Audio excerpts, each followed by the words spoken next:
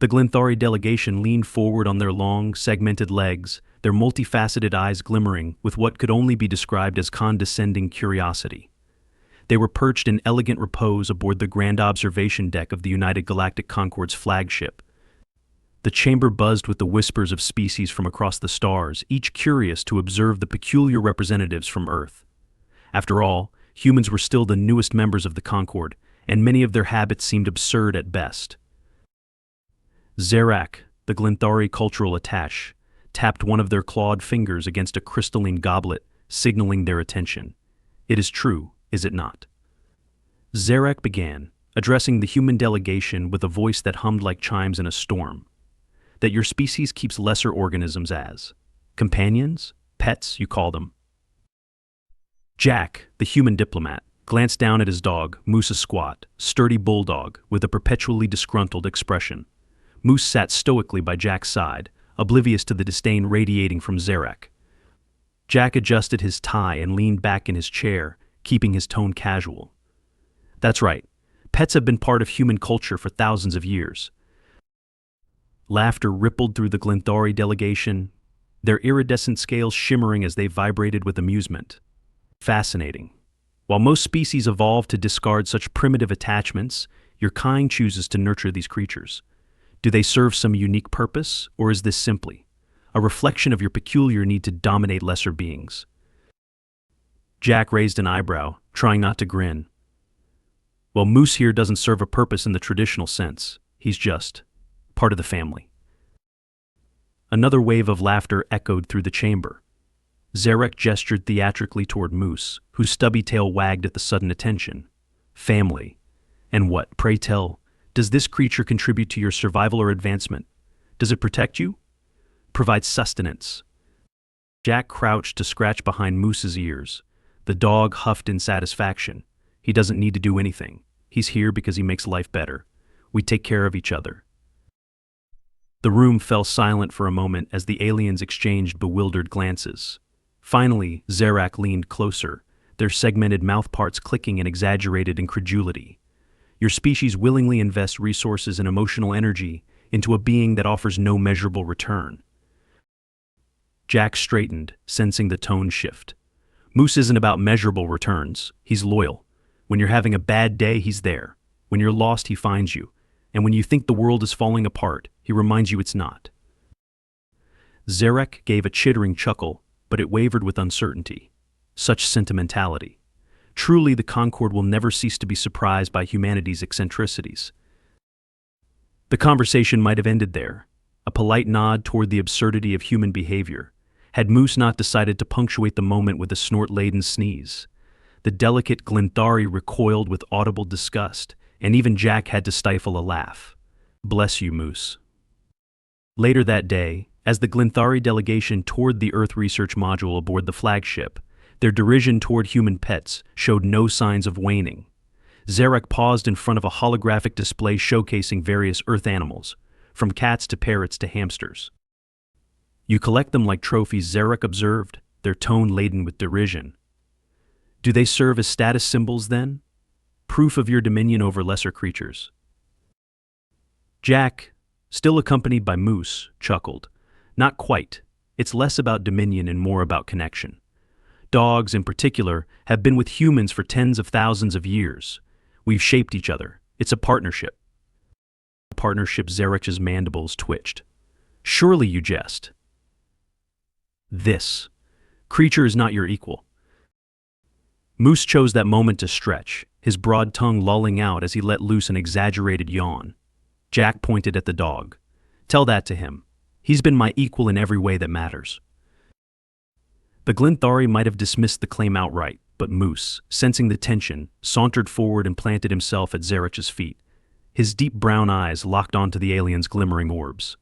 Then, as if understanding the stakes of the moment, Moose offered a slow, deliberate tail wag. Zarak froze, their antennae twitching with what might have been surprise. "Does it comprehend me?" "Not in the way you're thinking," Jack said. "But he understands enough. Dogs are good at reading emotions, picking up on the things we don't say out loud." Zarak tilted their head, their iridescent eyes narrowing.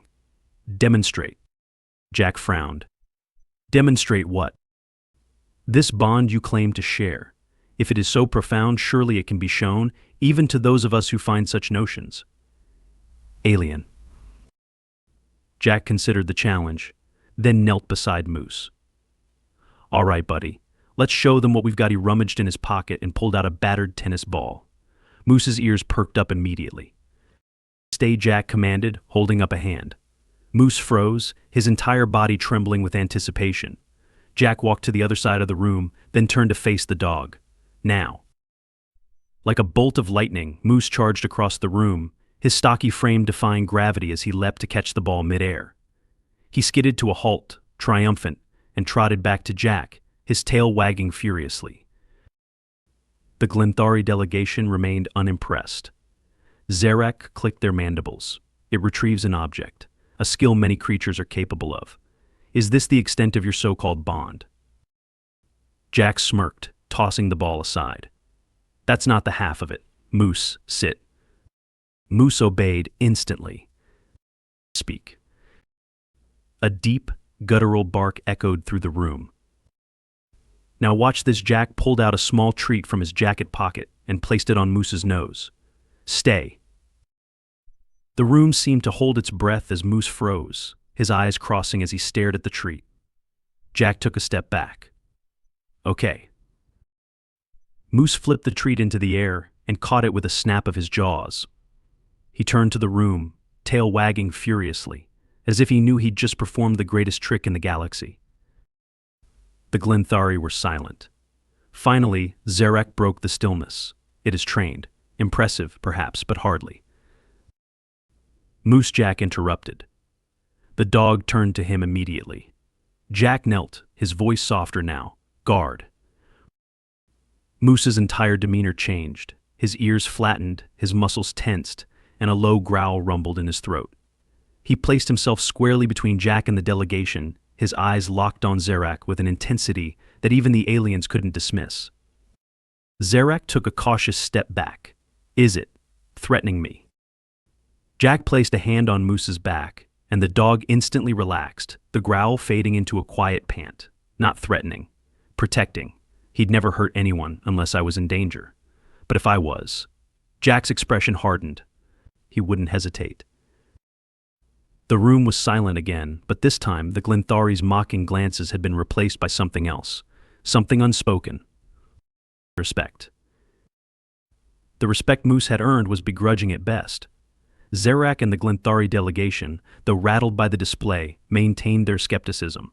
For them, the notion of bonding with a lesser species was still unthinkable, a quirk of human eccentricity that would soon fade from relevance. Yet as the Concord summit continued, Moose and Jack found themselves at the center of an unexpected chain of events. 3 days later, the flagship entered the orbit of Delos 5, a neutral planet chosen for the next round of interspecies diplomacy. The planet's lush, sprawling biomes made it a hub for biological research, and its famed xenozoological reserve boasted creatures both wondrous and terrifying. Jack, Moose at his side, accompanied Zerak and a contingent of Concord delegates on a diplomatic tour of the reserve. The guides, a team of Delosi researchers, proudly introduced the group to towering grazers with crystal-clear hides, floating predators that shimmered like clouds of mercury, and dense colonies of hive creatures that wove intricate structures from living plants. Moose, unbothered by the alien fauna, trotted alongside Jack with his usual bulldog determination. The Glenthari delegation, on the other hand, maintained a cautious distance from the exhibits, their discomfort thinly veiled behind haughty disdain.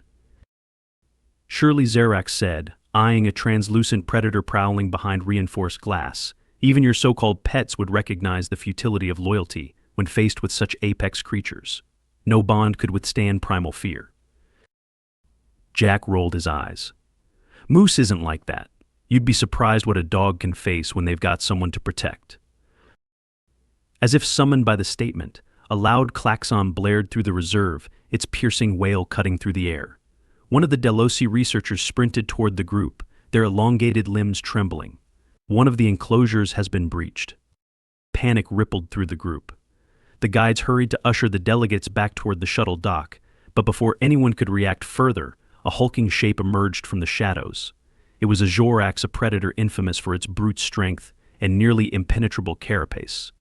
The creature's 8 eyes gleamed with predatory intent as it lumbered forward, its spiked limbs tearing through the foliage. The group scattered. Zarak and the Glenthari retreated with a chorus of panicked clicks, while Jack instinctively stepped in front of Moose, raising his arms in a futile attempt to shield the dog. But Moose had other ideas.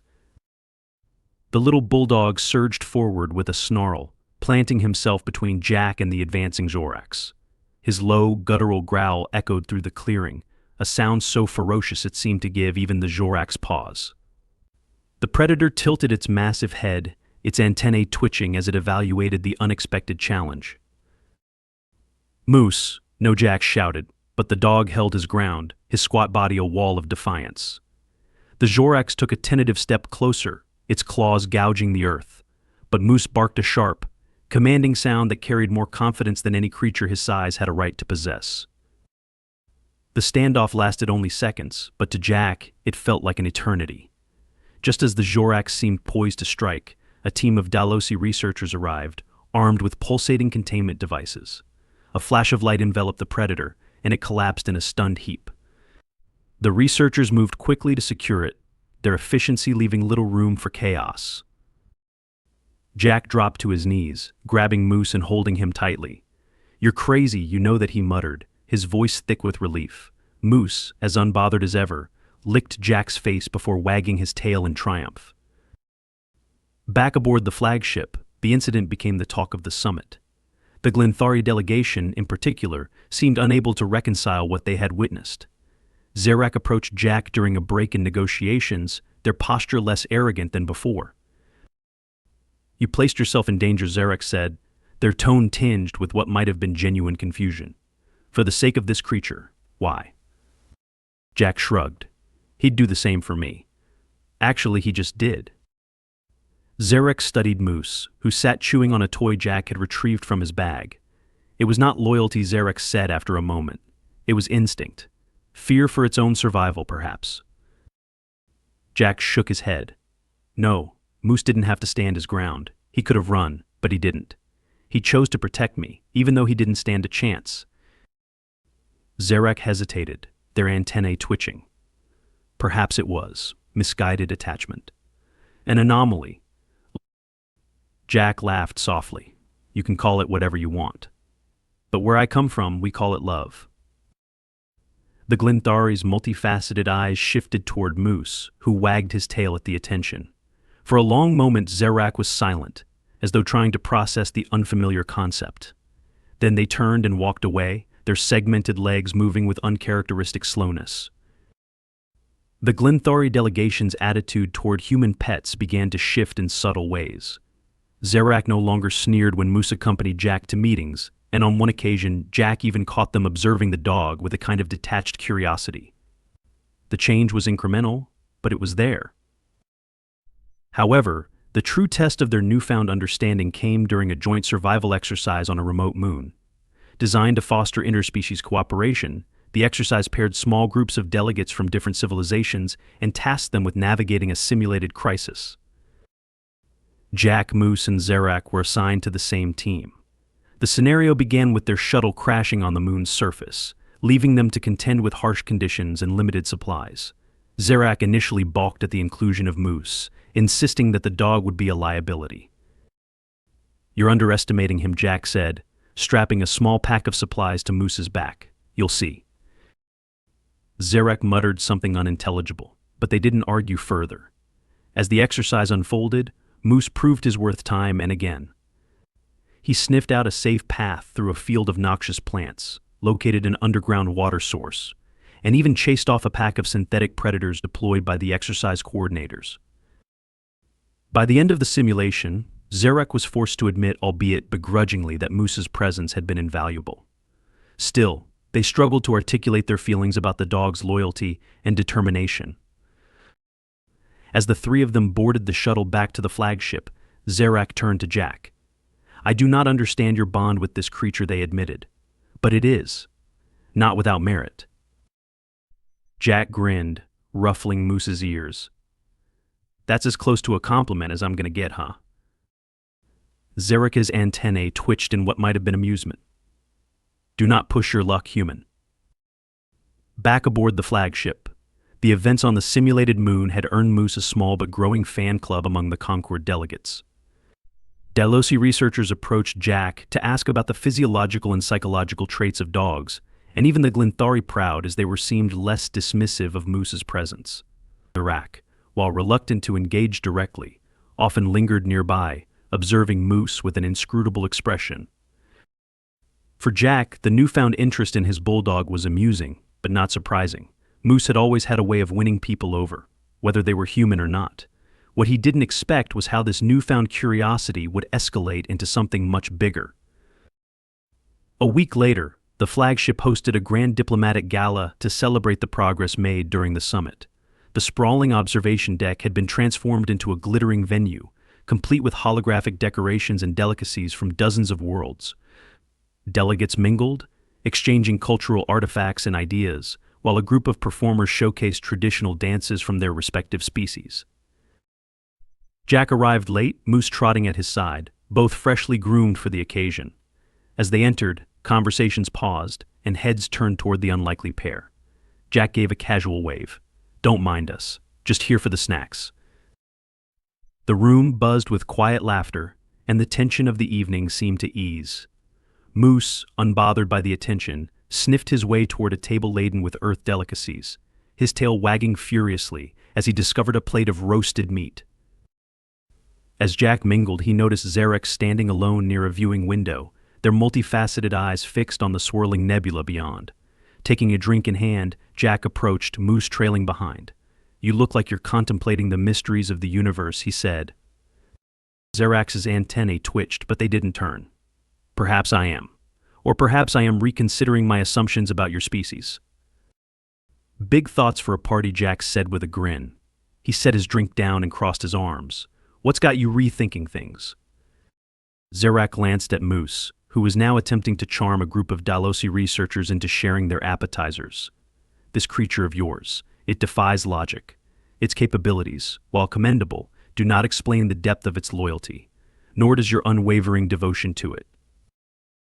Jack leaned against the railing. You're not wrong. There's no logic to it. But relationships like this aren't about logic. They're about trust. About being there for each other, no matter what. Zarek was silent for a long moment. Then, with a faint click of their mandibles, they said, trust is a fragile thing. Among my kind, it is earned only through great acts of service or sacrifice. Same for us, in a way, Jack said. Except with dogs, it's simpler. They trust you because they want to. You don't have to prove anything, just treat them right, and they'll give you everything they've got. Zarek tilted their head, their antennae twitching in thought. Perhaps. There is merit in such simplicity. Their conversation was interrupted by a sudden commotion near the center of the room. A loud crash echoed through the hall, followed by panicked shouts. Jack turned to see a towering, insect-like creature, a Recarian delegate standing over an overturned table, their mandibles snapping in agitation. I will not tolerate this insult, the Recarian bellowed, their voice reverberating through the chamber. You dare to serve my people's sacred fruit as a mere appetizer. The Delosi researchers attempted to calm the delegate, but the situation escalated as the Recarian began to knock over more tables, their spiked limbs leaving a trail of destruction. Delegates scrambled to avoid the chaos, but it was clear that no one wanted to get too close to the enraged alien.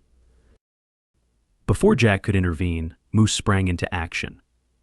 The little bulldog charged toward the Recarian, barking loudly enough to draw the entire room's attention. Jack's heart skipped a beat. Moose, no. But Moose wasn't attacking. He stopped a few feet away from the Recarian and sat down, his head tilted and his tail wagging, as if he were greeting an old friend. The Recarian froze, their mandibles twitching in confusion. Moose barked again, softer this time, then flopped onto his back, legs in the air, in a universal display of trust and submission. The room fell silent, all eyes on the strange interaction. The Recarian hesitated, their agitation visibly waning. Slowly they lowered themselves to the ground, their spiked limbs folding beneath them. With deliberate caution, they extended one of their clawed appendages toward Moose, who responded by rolling back onto his feet and giving the claw a gentle lick. The tension in the room dissipated as quickly as it had arisen. Delegates began to murmur among themselves, some laughing in disbelief. Even Zerak, watching from the sidelines, seemed momentarily stunned. Jack approached cautiously, his hands raised in a gesture of peace. "Hey, thanks for not squishing him. He's just trying to help." The Recarian regarded Jack with what could only be described as reluctant respect. "Your creature, it is brave. Foolish, but brave. It sought to soothe me, despite my wrath." Jack scratched the back of his neck. "Yeah, that's Moose for you. He doesn't care who you are, he just wants to make things better." The Recarian inclined their head, a gesture Jack interpreted as approval. "Perhaps there is wisdom in such simplicity," they said, echoing Zerax's earlier words. By the end of the gala, Moose had become an unlikely hero. Delegates from across the Concord approached Jack to ask about the bulldog, marveling at his bravery and charm. Even Zerak, who had maintained their skepticism throughout the summit, seemed to soften. "You claimed your bond with this creature was about trust," Zerak said as they walked back to their quarters. "Tonight I witnessed that trust in action. It is unexpectedly compelling." Jack smiled. "That's the thing about dogs. They don't just earn your trust, they teach you how to give it freely." Zerak glanced at Moose, who was now snoring softly at Jack's feet. For the first time, their mandibles clicked in a way that almost resembled a smile. Perhaps there is something to be learned from your peculiar species after all. In the weeks following the gala, Moose remained a curious presence aboard the flagship. Delegates from other species would occasionally stop Jack to ask questions about him, intrigued by the idea of a creature offering unconditional loyalty without apparent incentive. Jack, ever patient, would answer their questions with a mix of humor and sincerity, always emphasizing the simplicity of the bond. Moose, for his part, seemed entirely unaware of the attention. He spent most of his time exploring the ship's arboretum, napping under artificial sunlight, or following Jack into diplomatic meetings. He wasn't a celebrity, just a dog doing what dogs do best, being a companion. One species remained especially intrigued by Moose's behavior, the Glenthari. Zerak, though careful to maintain their usual air of superiority, began to observe Moose more closely. They often asked Jack questions during casual moments, their inquiries veiled as intellectual curiosity. "Your creature displays no signs of fear in unfamiliar surroundings," Zerak remarked one morning, as they accompanied Jack on a walk through the arboretum. Moose trotted ahead, pausing occasionally to sniff at alien plants. "Is this lack of caution not dangerous?" Sometimes, Jack admitted. "But it's not that he's reckless. Moose just trusts me to keep him safe. He knows I won't lead him into something he can't handle." Zerak clicked their mandibles thoughtfully. "Trust. Again, you speak of it as though it is a currency, freely exchanged, yet it seems inherently fragile." "It can be," Jack said, "but with dogs it's different. It's not about proving yourself. It's about showing up day after day. That's how they know they can count on you." Zerak fell silent, their antennae twitching in contemplation. The Glenthari's interest was put to the test during the Concord's final diplomatic mission of the summit. The flagship was dispatched to mediate a territorial dispute between two species, the Kalvari and the Drenthos. Both civilizations had been at odds for centuries over a resource-rich asteroid belt, and tensions were high from the outset. As negotiations began, Moose remained at Jack's side, an unobtrusive but calming presence. The talks dragged on for days, with neither side willing to make concessions. Zerak, ever the pragmatist, expressed doubt that the mission would succeed. "These species are too entrenched in their grievances," they said to Jack during a break. "Their animosity is woven into their identities. No mere words will undo such a legacy." "You're probably right," Jack said, "but that doesn't mean we stop trying." The negotiations reached a boiling point on the final day. A minor miscommunication led to accusations of sabotage, and the chamber erupted into chaos as representatives shouted over one another. The Concord mediators struggled to regain control, but it was clear that the talks were on the brink of collapse. In the midst of the uproar, Moose stood and padded toward the center of the room. Jack noticed too late to stop him. "Moose, wait." But the dog kept going, weaving through the chaos with single-minded determination. He reached the center of the chamber and sat down, his head tilting slightly as he surveyed the shouting delegates. Then, with a loud, echoing bark, he cut through the noise. The room fell silent, all eyes turning to the small, unimposing bulldog. Moose barked again, then flopped onto his side, wriggling in a display of pure contentment. The absurdity of the moment was impossible to ignore, and a few delegates even chuckled. Jack hurried to retrieve Moose, his face flushed. "Sorry about that," he said, lifting the dog into his arms. "He's, not great with tension." The Kalvari representative, a sleek figure with feathery appendages, regarded Moose with cautious curiosity. "Your creature. It seeks to diffuse our conflict with no understanding of its stakes. Why?" Jack shrugged. He doesn't need to understand the stakes. He just knows when people aren't getting along. And sometimes, that's enough. The Drenthos diplomat, a chitinous giant with glittering eyes, tilted their head. Perhaps the simplicity of its gesture is what makes it effective. It reminds us of the futility of discord. Zarek stepped forward, their antennae raised in a gesture of authority. The human creature is correct. Trust and cooperation do not require the absence of conflict, they require the willingness to move beyond it. Perhaps it is time for us to follow this creature's example and set aside our grievances. A murmur of agreement spread through the room. Slowly, the Kalvari and Drenthos representatives extended their limbs in gestures of reconciliation. The room erupted into applause and Moose barked triumphantly, his tail wagging furiously. As the flagship left the disputed region, the success of the negotiations left the Concord delegates in high spirits. Moose returned to his usual routine, blissfully unaware of the role he had played. During one of their walks through the Arboretum, Zarek turned to Jack. "Your creature defied logic today," they said. "It achieved what centuries of diplomacy could not." Jack chuckled. "Sometimes the simplest gestures have the biggest impact. That's the thing about dogs, they remind us of what really matters." Zarek regarded Moose, who was busy investigating a patch of alien grass. "Perhaps there is wisdom in such simplicity," they said softly. "Your species continues to surprise me, human." Jack smiled. "We get that a lot." The two walked on in comfortable silence, Moose trotting happily between them, the stars stretching endlessly beyond.